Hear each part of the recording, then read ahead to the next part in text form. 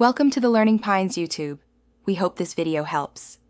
In this video, I will explain how to make your PlayStation 4 controller vibrate on your personal computer.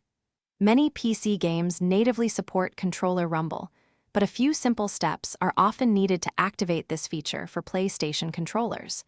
We will walk through the entire process, ensuring your gaming setup provides a fully immersive and responsive experience.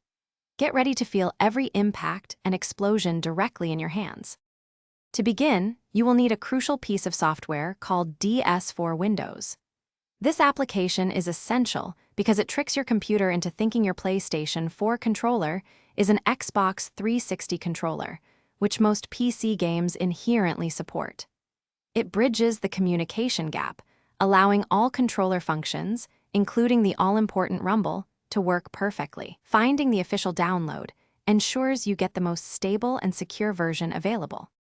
Once you have downloaded PS4 Windows, extract its contents into a dedicated folder on your hard drive.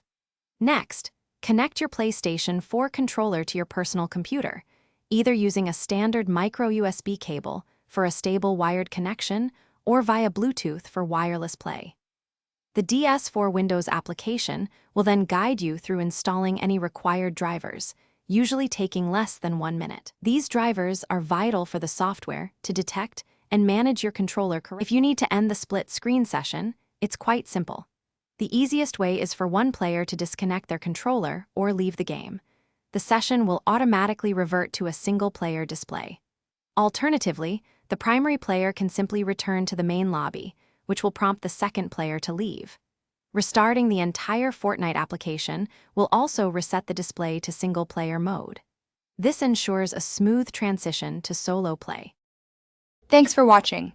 Consider subscribing if we helped you.